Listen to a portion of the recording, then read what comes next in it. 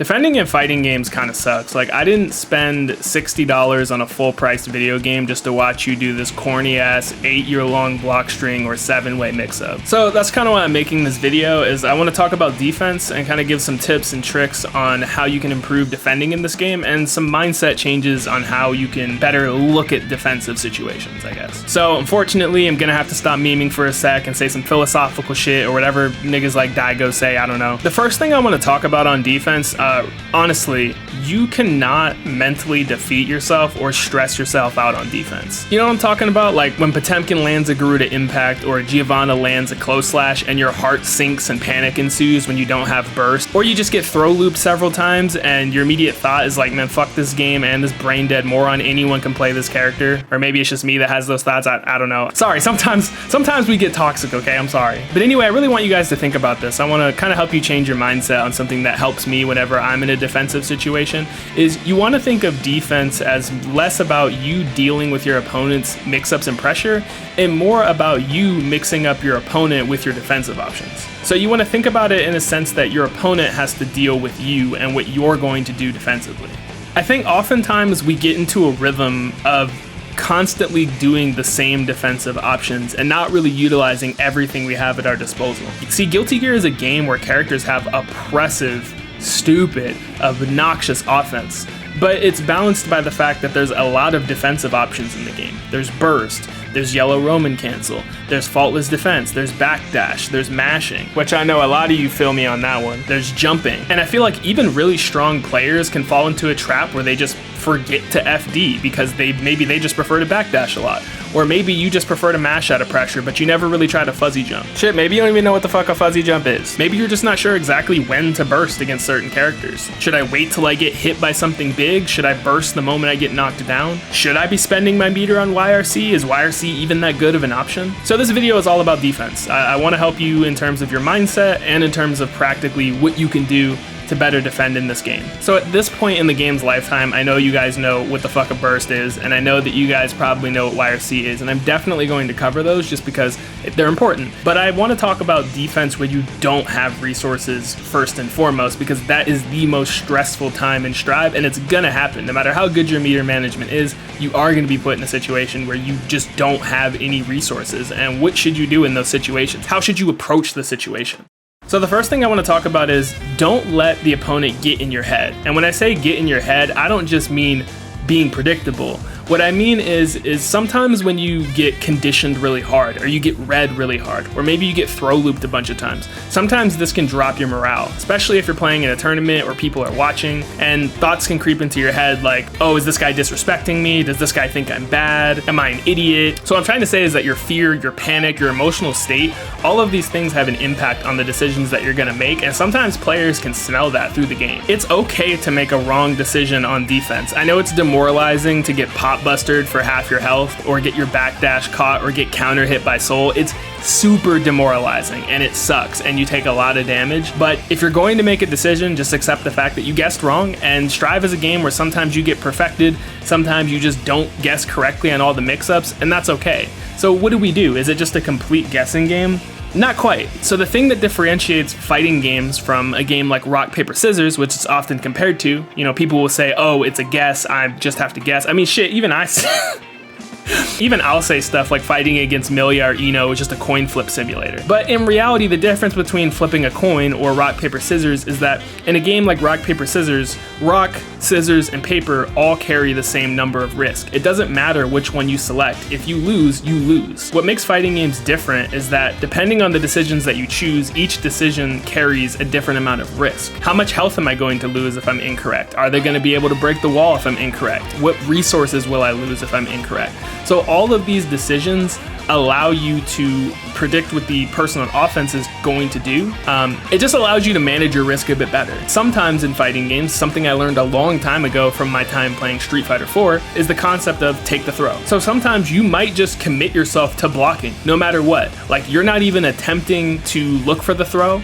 Sometimes people can get into a habit of they feel like they need to beat everything. I need to backdash or tech every single throw. I need to block every single frame trap. I just need to be correct on every single guess. Sometimes it can be okay to just commit yourself to an action and just be okay with the outcome. Like, don't let it mentally shake you if you're wrong. Just being like, I'm gonna down back because I don't want to get counter hit, because if I get counter hit, my risk is going crazy. I'm gonna get absolutely destroyed if I get counter hit. So you know what? I'm just gonna block and I'm gonna FD and push them off of me. If they throw me, they throw me. I don't care. I'm just going to commit to this action. If they throw me, I'll lose a bit of chunk of health. It's fine. I'll be okay, but I'm going to commit to this action. That's what I mean. You're remaining calm and you're objectively looking at the situation and you're okay with the risk. You're okay with the outcome if it goes wrong, because you're like, okay, well, at least I didn't get counter hit for 1 billion damage. Because what a lot of people don't realize is that by playing like that, you can condition your opponent into making offensive mistakes. For example, if you intentionally commit yourself to blocking, you are conditioning your opponent to throw you. And when they go to throw you, you can backdash it and counter hit punish them. You just mixed up your opponent on defense.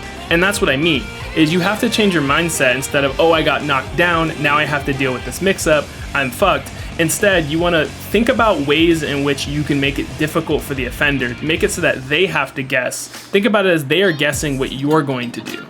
I'm pretty sure we've all played against that guy that DPs 6 times in a row, and on the 7th time you go to bait it and then he doesn't, and then he starts his pressure up. That is mixing your opponent up on defense. Is he an idiot or is he just goated? You wanna know how I know? Because I've been that guy, and it's hilarious because when it works, people call you dumb. And it's like, how am I dumb for being correct? I'm sorry. That's what I mean. You gotta look at it objectively, because sometimes what you might think as someone being dumb is actually them thinking outside of the box. Yeah, see, that DP mash and chip just might be smarter than you thought. Might. I said might. I said might. So by default, the most common way to defend in Guilty Gear Strive is to block low on wake up and attempt to react to things that beat blocking low on wake up, which would be overheads and throws typically. The best way to counter throws in Guilty Gear Strive is with a backdash. So while you can tech normal throws, by teching a normal throw, the game just resets to neutral and you really don't get any reward. This is why most people will typically attempt to backdash throws instead, because backdashes have strike and throw invulnerability on startup and are only vulnerable at the tail end. So if an opponent ever runs up and tries to throw you, it's best to attempt to backdash it, which will cause them to whiff, and then you can counter hit punish them for massive damage. So make sure they pay for this decision. You can usually expect a throw to come after the opponent has noticed that you've been blocking a lot. And since you have to be like touching the opponent, like I'm talking cheek to cheek in order to throw them, it's really not much of a threat unless they're right next to you. Unless you're Giovanna, in which your dash makes you teleport 3/4 of the screen. But anyway, my point is, unless they're right next to you or running up close to you, that's when the threat of it is there, and that's when you might want to consider backdashing. The second defensive option that you have is mashing, and mashing can be scary because if you mash and you get counter hit, you take a lot of damage, but that doesn't mean you should never do it.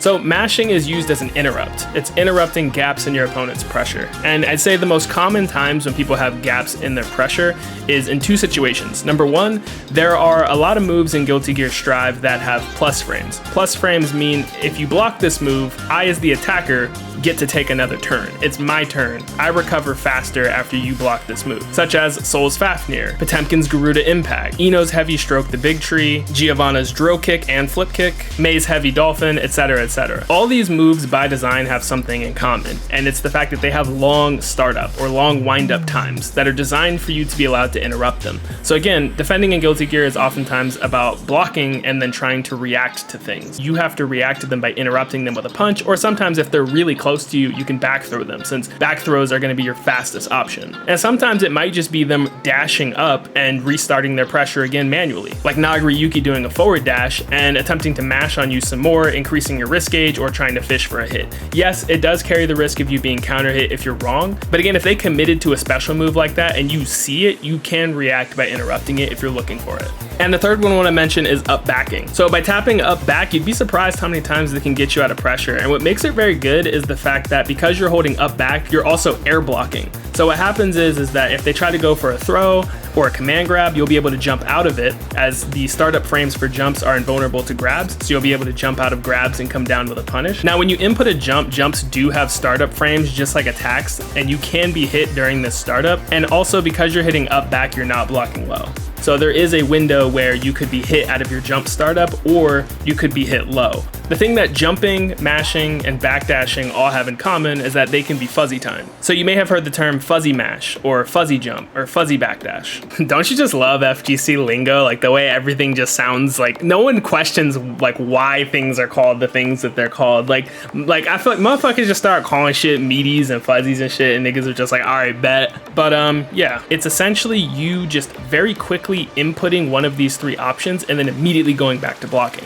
So while you're on defense, you might input a quick backdash and then immediately go back to down back, or input a quick jump and then immediately go back to down back, or you just mash once, you just tap the button real quick, and then but you're still committing to down back, rather than just mashing for dear life, or just holding up back in pressure, or just mashing backdash for dear life. The difference between just committing to the action and just mashing it repeatedly versus the fuzzy timing, which is where you're blocking, you input it once and then quickly go back to blocking, is that by doing it with the fuzzy timing, if there is a window for you to escape, you will escape at the moment that you input it. But if there's not a window to escape, there's a chance that it just won't come out because you're in block stun, and then you'll just immediately go back to blocking. The risk with this option is that there is a chance, it's a small chance, but there is a chance that you might get hit the moment that you attempt to input it, but the chances are way slimmer than you just holding up back in pressure, or you just holding back and mashing backdash because you're panicking. So just by quickly inputting one of the three options when you think it might work and then continuing to block,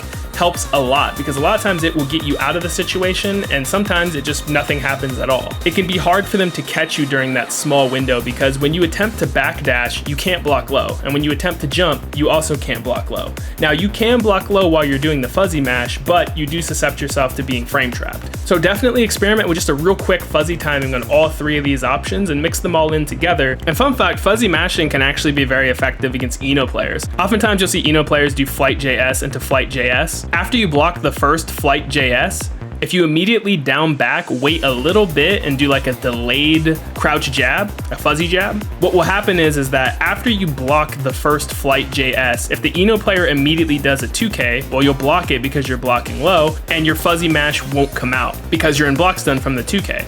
But if the Eno player does another flight JS afterwards, your 2P will actually hit her out of it. And I do this against Eno players all the time. What happens is that Eno players, when they realize this, I'm conditioning the Eno player to now try and frame trap my fuzzy mash, because they know that I keep doing it. So next time I'm not gonna press anything. I'm just gonna block low and do nothing. So what happens is the Eno player does a flight JS, and then they try to frame trap me with a close slash or a crouch heavy, except I didn't bite. So now Eno has to cancel into one of her special moves, and she doesn't have the best options when canceling into special moves. So if she tries to go into heavy stroke, I can attempt to interrupt it. If she goes into the slash stroke, her turn is over. So let's say we have a little bit of meter to work with. Now let's talk about Faultless Defense. So as we know, Faultless Defense, for the cost of some meter, will push the opponent off of you, but it also increases the block stun on the attacks that hit you. Faultless Defense can actually be really good against strike throw characters because it pushes them far back, so they have to travel a further distance in order to tick throw you, which makes it a little bit easier to react to, a little bit harder for them to run up and tick throw you, and it can also force characters to change up their block strings. I think Faultless Defense can oftentimes be one of the most overlooked mechanics, as opposed to YRC and Burst, which are very clearly like, get the fuck off of me, you dumbass. But Faultless Defense is a lot cheaper, and it can really help, especially if you use it against like a character like Giovanna, or if you use it against Ramlethal, it can really affect their ability to lock you down.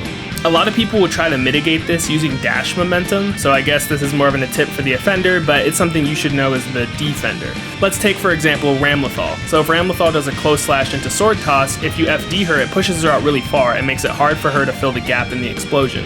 So what a lot of Ramlethals will do is they'll dash into you first, then do close slash into sword toss, because the dash momentum will actually allow them to stay closer. But it still helps to FD, and if you're playing against an opponent that's not aware of it, or maybe they just didn't get a chance to, the FD can push them out, and it allows you to get out of a situation that maybe you're used to YRCing out of. Maybe try playing some online matches and just experiment with FD. See how far you can get just FDing. Just see how much of a difference it makes for you. Let's look at Nago's Beyblade. So if Nago does Beyblade, he's 0 on block, and against some characters like my main Zato, Zato's fastest normal is 6 frames, while Nago's fastest normal is 5 frames. So if Nago does Beyblade and the Zato player blocks it, if they both try to match 5p, the Nago player will win. So I have to take a strike throw mix just off of the Beyblade. It's really frustrating. What do we do? Well, if I FD the Beyblade, it pushes him out of the throw range. So it actually makes it easier for me to escape, and I don't have to take a strike throw mix up. Just off of spending that little bit of meter, it changes the matchup dramatically. And the higher the attack level, the more the pushback is. So basically, the heavier the attack, the more the opponent gets pushed back. Also, Faultless Defense prevents your risk gauge from going up. The risk gauge increases as you block attacks, and the more that gauge is filled, the more damage you're gonna take when you get hit. So if you've been blocking a lot of far slashes from Soul Slash guy, just FD that man, push him off of you, reduce your risk gauge, and maybe you might live. I wasn't really going to talk about just defending or just faultless defending, but if I don't mention it in the video, somebody's going to write in the comments about how I forgot about it or I didn't put it in there. I just honestly didn't really feel like talking about it because of how hard just defending is in this game. It's just so fucking hard to time, man. It's just so difficult. It just doesn't feel worth it, you know? I'm sure that there's some players out there that are maybe just godlike, and, you know, with practice, anything is possible. I'm not saying that it's impractical. I just feel like right now it's very hard to reliably just defend. That's all I'm saying. But if you just defend certain attacks, you can make certain attacks punishable that previously weren't, because just defend will decrease the pushback. It does not change the frame data, but it does decrease the pushback and will allow you to make some options that characters cancel into safe actually unsafe for them. And if you input a just defend and faultless defense at the same time, it pushes characters way back. So I just wanted to throw that in there real quick. I feel like most people already knew that, but feel free to practice it on your own. It's not something that I've incorporated yet, but maybe in like a year or two or something like that, people will start doing that a bit more.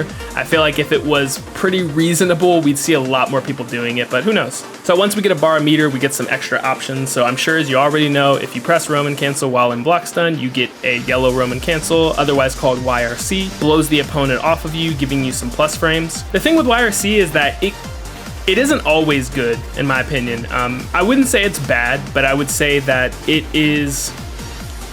sometimes it can be bad because it doesn't work against everything and it can be baited. So like with Zato, it's actually super easy to bait. Yep, burst. Yep, look at the double bait. Get the fuck. Because you can just lock the opponent down with Eddie and hold down back, and if they yellow Roman cancel, you'll block it, and then they're left in a counter hit state. It doesn't work against deep jump-ins because you can block right after the jump-in, and it also doesn't work against really low recovery moves like jabs. So it can get blown up and baited a lot of times, and even when it is successful, you don't always necessarily get your turn, and sometimes you can even get mixed afterwards. Like, let's say you blow someone back with a YRC, and then you attempt to pressure them, and then they reversal super you, and then you die, right? You don't necessarily get your turn because you're plus, but they still can backdash away from you, or they still have options that they can do that can sometimes still be scary for you to deal with. I'm sure this has happened to everyone, but let's say you yellow Roman cancel and you push someone off of you, you dash up and try to throw them, they backdash the throw, and then they counter hit punish you, and you get absolutely destroyed. Congratulations, you congratulations, you spent 50% meter to get counter hit and die. You have officially graduated from Clown University. Top of your class. Obviously, yellow Roman cancel can get you out of some really dire situations, so I'm not saying it's bad or trash or never use it. I'm just saying keep in mind that it is not perfect. You can also drift BRC forward after blocking certain moves and sometimes get a punish because of the RC slowdown, so that's pretty cool as well. You can also use BRC after a backdash too. So if you backdash, you have strike invul and throw invul until the tail end. So you can actually backdash moves on wake up, and then you can BRC in the middle of your backdash. Now BRC does have startup, so if you are right on top of a hitbox and you BRC, you're gonna get counter hit the moment you input the BRC. So this only works if you backdash something and your invul gets you out by backdashing, and then when you BRC, there's no active hitboxes on you. Now, if you've slowed the opponent down and they are in recovery of a move that they did, you can get combos that wouldn't normally work because of the BRC slowdown. You get style points and it looks really cool. Use at your own risk. Like I said, 50% meter, so it does require that paper, that cash, that guala, but it looks cool and sometimes it can be good. DPs are pretty cut and dry. It's like, I mean, you just You just do it. It beats everything except them blocking and throws. It keeps people honest and forces them to switch their pressure up to let them know they can't just mash on you all the time. So going for DPs in order to condition people to block or throw you, since throws beat DPs, and then the moment they do, backdash the throw and punish it. Or just start your offense up if they're going to sit there and block, or just backdash and get away from them. I talked about that earlier, but just wanted to bring it up again. Something really important I wanted to note as well. I mentioned backdashing throws and punishing them a lot throughout this video, but definitely be careful of that when your opponent has 50% metered. Because if your opponent has 50% metered, oftentimes when they go for a grab, they will input an RC right after the grab. What this does is, because most grabs you can't Roman cancel them until the tail end when they hit, like at the end of it, if the grab connects, the Roman cancel doesn't come out. But if the grab whiffs because you backdashed away from them, the Roman cancel immediately comes out, and then now they're able to punish your backdash unless you yourself RC to save yourself. So it might be a better idea against somebody with 50% meter to instead jump. This way when they grab you and RC, you've jumped in the air. 9 times out of 10, I swear to God, I promise you, they will jump up and air throw you, and you can avoid this by double jumping.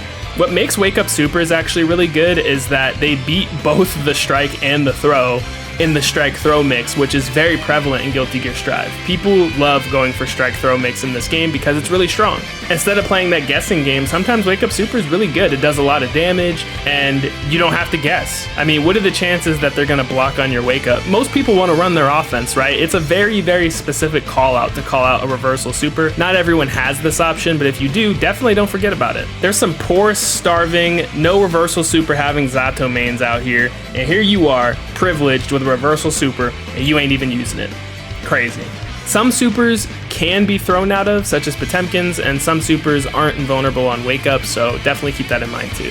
And finally, we get to everybody's favorite burst. So there's two types of burst, blue burst and gold burst. You get blue burst when you're in block stun or hit stun, and you get gold burst when you're in neutral. Gold burst can be nice to actually throw out defensively because you get full meter if it hits, and that can really turn the match around. Blue burst, on the other hand, is when you're used in block stun or in hit stun. I'll just kind of give some general rules of thumb on when to burst and when not to burst. Generally, it's better to burst earlier in the round as opposed to later on in the round. This is because if you burst early in the round, you actually get an opportunity for your burst to come back, because every time you get hit, your burst starts going up a little bit more, and it's going up as the match is continuing. Or at the very least, you at least will have your burst again back for the next round. It's generally a bad idea to burst when you have low health and your opponent has high health. This is what a lot of people will call a hero burst. Basically, you think you're an anime main character and you think that you're about to make a comeback. If you don't make that comeback and you die, now you don't have burst for the next round.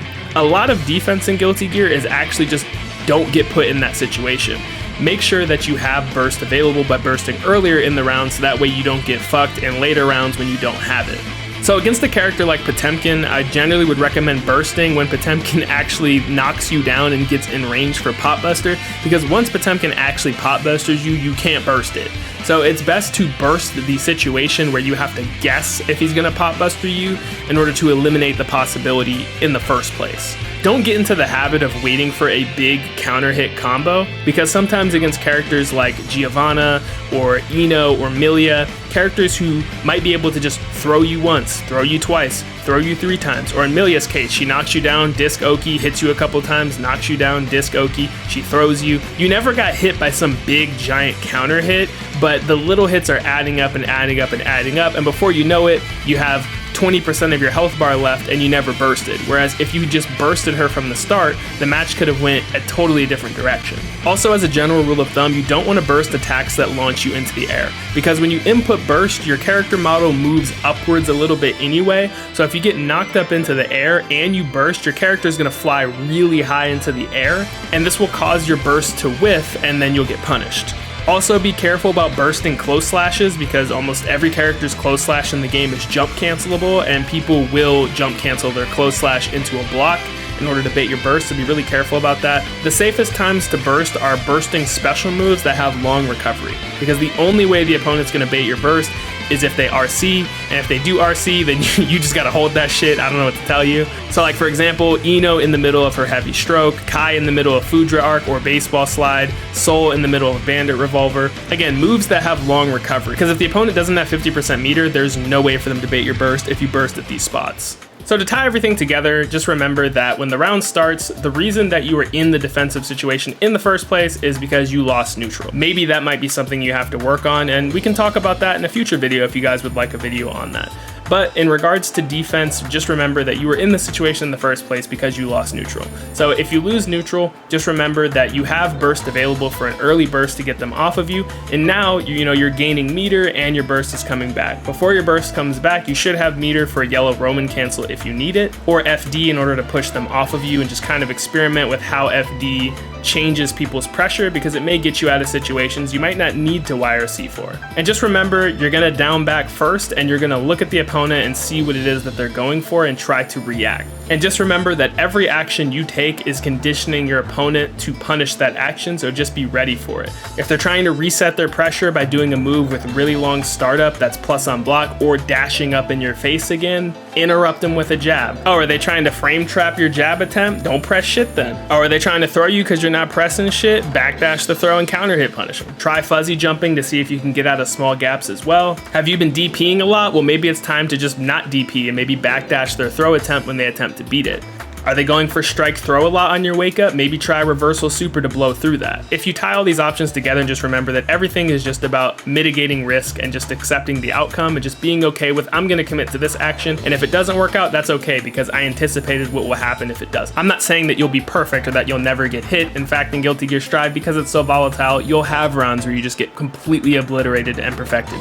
It happens all the time. But the point is that to give you more options and things to try and to make you feel better about it, so that when that does happen, you're like, okay, it's fine. It doesn't matter. I tried XYZ and it didn't work. I guessed wrong. Let me adapt for the next round. That's why there's multiple rounds. Don't forget to use the recording feature in training mode. You can record people doing dumb shit that you hate, and then you can play it back to see how to deal with their musty, dusty, crusty pressure. Hopefully this video was able to give you guys some insight on how you can have a better mindset on defending, and hopefully it gave you some new information and tactics on how to defend properly in this game. I'm sure I wasn't able to cover absolutely everything in the game, so if there is something I did leave out, definitely let me know. I don't actually mind that at all, as long as it helps people out. As usual, thank you guys so much for watching. Hopefully you guys enjoyed. Don't forget to like, comment, and subscribe. It helps me out a lot, and I will catch you guys in the next video. Peace out.